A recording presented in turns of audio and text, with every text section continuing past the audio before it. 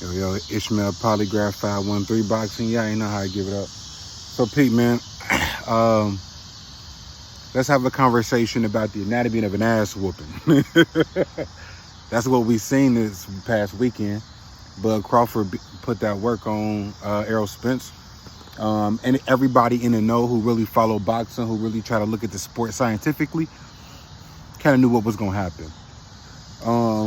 But I'm not even going to break the fight down. Like, I feel like people have danced around certain subjects and, like, don't want to say what the core truth is. I think it's important to what's the core truth?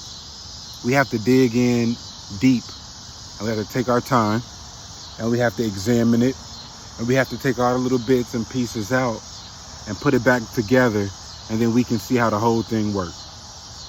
Now, I've done that process on my own, so I'm not going to bring that here.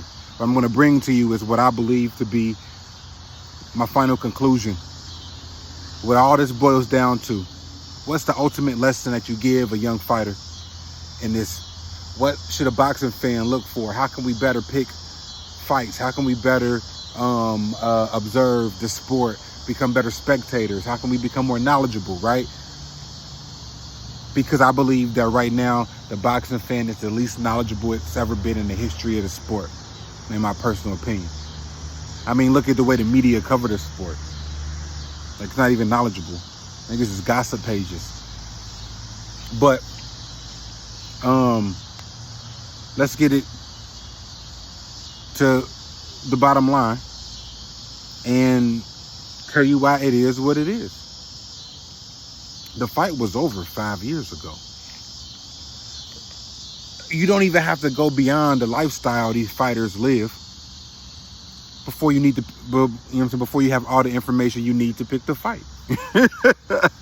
I mean, like, you don't need no other information.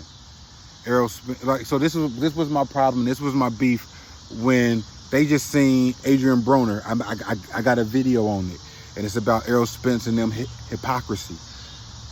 Adrian Broner was just at an interview where he ended up looking crazy. He was drunk. You know what I'm saying? Like, hopefully AB doing well. But it wasn't a good look for him to be out there having that interview at that time. All these guys came out and was like making, you know what I'm saying, like, he got a problem and this is and that. And, you know what I'm saying, just like running their mouth, like making it, distancing themselves from that behavior. Now, I don't have a problem with them saying, like, you know, like they want to do what they can to help. The problem I have is it's just lip service. Now, I don't necessarily know everything going on behind the scenes, but I can look from the outside looking in. Sometimes shit is just obvious. Shit is just obvious, I mean. But Errol Spence liked to drink, smoke, you know, he liked to party, he liked to, you know, like, you know, live that fast lifestyle, run the streets. You know what I'm saying? This is the kind of stuff he liked to do. Bud Crawford, family man. Don't drink, don't smoke. No tattoos. Shoot, barely get haircuts. You know what I'm saying?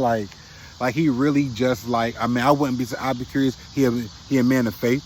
Now, this is not a commentary on anybody's personal belief, but my personal belief is that boxing is spiritual. So anytime that you add a spiritual component into your life, I believe you can get more out of the sport personally, which is interesting because watching Oscar De La Hoya's documentary on HBO Max is actually really good. You learn a lot about Oscar De La Hoya. He grew when his atheist Marxist trainer began teaching him about that stuff. So what does it say about the spirit and the mind of a fighter? Right? Like, even atheism is spiritual. We ain't gonna get into that bag, though. We can get into that bag, but I ain't gonna get into that bag right now. But the fact of the matter is, the truth is what it is. The fact of the matter, it is what it is. This is the first rule of combat. Take care of your body. This is the first rule. Why you think half the times back in the history of humanity at war, half your battle was with the elements and exposure and caring for your wounds. Like, that's half the battle, is taking care of your body. You can't be out there. Like, usually the more healthy side wins. I mean, now you can probably say more technically advanced, but you get what I'm trying to say. Like, especially in hand-to-hand combat. You know what I'm saying? But it is what it is. That's the anatomy of an ass whooping. That's how it go down. When you don't take care of your body, when you don't take care of your temple and your flesh, it is what it is. And it's only a matter of time before it gets exposed. You can tell we having a conversation with somebody. You can tell if they've been doing the work. You can tell if they've been doing this. You know what I'm saying? You can hear how they talk. Okay, this person kind of, okay, they know a little something. You know what I'm saying? But like half the time you hear guys talking boxing, all they talking about is gossip. Like shit done turned into the shade room. And, you know, but like this gives me an opportunity. You know, I've been making this video about 5 times because I really don't want to talk about the fight. Honestly, like the fight it is what it is. But what I really want to talk about is the similarities between Errol Spence and Deontay Wilder. And people keep kind of talking around it and dancing around it. And they keep making these comparisons without going all the way. And I think it's time we go all the way and we really have a real conversation and a real discussion about what's going on at PBC. And what's going on with the fans of these fighters. And what is the environment and the conditions. See, like, Ali told us that the sport was scientific. I mean, you know, Daniel Mendoza, one of the first boxing manuals. The sport is scientific. It's a thinking sport. But science is theory, application, or a thesis application. Man, I got bugs, bro. Like, my backyard got... It's getting late. I'm about to end this video. You know what I'm saying? It's getting late out here. There's bugs and all kind of stuff coming out. But, like, that's the conversation that we need to have and that we're going to have. We're going to have the conversation about the similarities between Errol Spence and Deontay Wilder. Shout out to 10 Players. 10 Players was one of the first channels that got me hip to the mental state Deontay Wilder was in. I was, at the time, because I was emotionally invested into Deontay Wilder, and I never let myself get emotionally invested.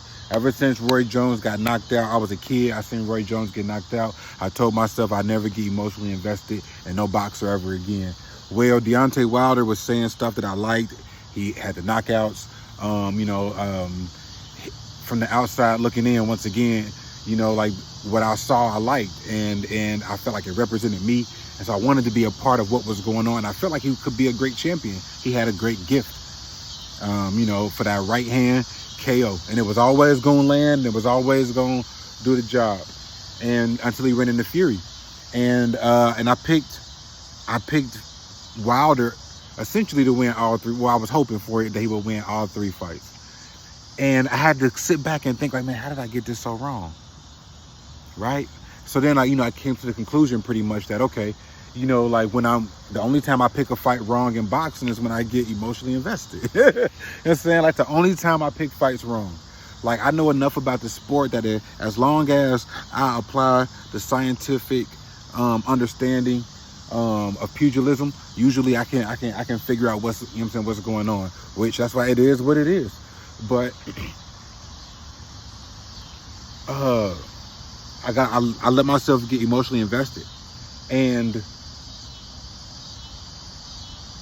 so I ended up kind of doing the work and realizing, man, that's the only time I pick a fight wrong. It's when I get too emotionally invested, too involved. If I can take a step away and look at this sport scientifically, I usually can pick the right fight. And I think that's what happened to the Errol Spence fans. Is that whatever it was, whatever he was doing, they got enamored. And they couldn't see the forest for the trees. They couldn't see what it was. In fact, they made excuses. Same thing happened with Wilder. Excuses were made.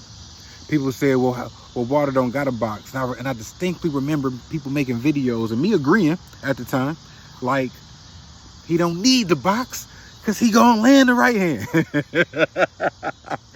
That shit sound goofy now. Like, outside the bubble, you take a step, yeah, damn, that was some goofy shit.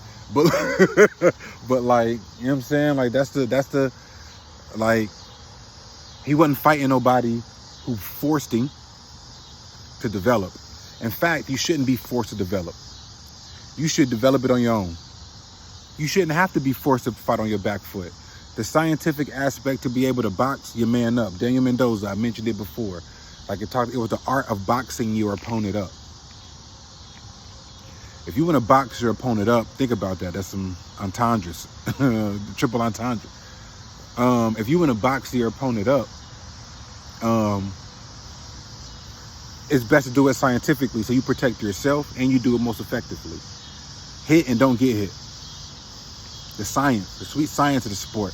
Bud Crawford was practicing the sweet science of the sport. I didn't see Errol Spence doing that. Errol Spence relied on his physical attributes. But like I said, all that's been breaking down. But it's the same thing that happened to Deontay Wilder. He was relying on his physical attributes. The fans created this environment, this fake universe, this metaverse of bullshit, this metaverse of hubris. It was a galaxy of ignorance, arrogance, and hubris. And it created to make this massive star system that was this popular fighter, Errol Spence and Deontay Wilder. And yet, they weren't quite as popular as they tried to make themselves out to be. Their records weren't quite as good or as deep as they tried to make it out to be. Now, they both got heart. And they both know how to take an ass whooping. That's one thing. That's another thing they share. Both of them guys know how to get that ass whooped and to come back for more. But listen, heart is a quality that we look for in boxers. So I'm not knocking it. I'm just keeping it a bean. There's a lot of similarities. I'm going to go deeper. Because this is what I want to talk about. I want to talk about human psychology. I want to talk about the mental makeup of a man. So you can understand why. In previous iterations of this channel, I've talked about the X's and O's. Y'all don't want to hear that shit. I'm gonna be honest. I used to talk about how Bud Crawford, once he figured out that not only was Errol Spence's feet slow, and not only did he figure out that his hands were slow, and he telegraphed the punch. Once he seen that he could set the trap, and that he could, over that right jab was coming back slow. And all he had to do was act like he was going to give the straight left and come right back with the straight right hand, but it turned to a power because you can turn into it. Like, y'all don't want to hear that shit. Y'all don't want to hear about the traps he set. You know, how he felt them out in the first round, second round, put a little pressure on him. Third, fourth, and fifth round, he was really in second gear. You know, Bunny the Boxer was talking about this. He didn't even have to get out of first gear. You know what I'm saying? Like the stuff that he was doing was really basic stuff. It was just, you know what I'm saying? Like, it was just really basic boxing. Like, you box the banger and bang the boxer. When Errol Spence wanted to bang, Bud Crawford would take a half step back. He would mirror. He would go and he would try to keep the distance. This is something that they practice in the gym. It's keeping the distance, a certain distance between you and the opponent. Bud Crawford was awesome in the mid-range, but he's the best mid-range fighter in the world. But I also think he might be the best fighter at range in the world as well, because the jab was perfectly timed, and the way that he was catching is Errol Spence telegraphed his jab. So Errol Spence throw the jab one way, it's a power jab. And so what he does is it's going to be left foot, right foot. That's what's going to happen. If he left foot, right foot, a slight pause, the jab is coming. Left foot, right foot, and the shoulders are going to come up. I mean, the guy telegraphed everything. He's slow. Again, but y'all don't want to hear that shit. And that's cool. But what I do think is interesting is the mental makeup of a man. The psychology of a fight. Errol Spence was in a fight and you could tell he didn't want to be there. That's what we're going to talk about next. You could tell you could tell the level of anxiety. This is the biggest similarity. I'm going to end a video on this. The biggest similarity between the two is they mind beat them before they got in the ring. Now, mind you, Wilder and Spence were beaten 5 years, 10 years before they even fought these men, because Fury was boxing since he was a child, grew up in the fight game, grew up in that. You know what I'm saying? Like, that's how he get down. That's what he do. You know what I'm saying? Like, Wilder came to the sport in his 20s. It's amazing he made it this far. Same thing with Errol Spence. With the lack of skills that Errol Spence possessed, it's amazing he made it this far. It's amazing he made it this far. He should be proud. But at the same time, it was going to be a ceiling. It was going to be a ceiling to it. But they mind beat him before. But then even beyond that, even before they lost, and Errol Spence drinking. That's what I meant to say. I got sidetracked. His drinking is what lost him. But so he lost 10 years. But that fight week, they out there doing a face-off. Bud, like, we going to make history. Errol said, and Bank, now you at the biggest moment of your life. You fighting for the undisputed championship. You in this your whole life been building towards this, or so you say. And you thinking about the money? Oh yeah, we gonna be back and talk about that.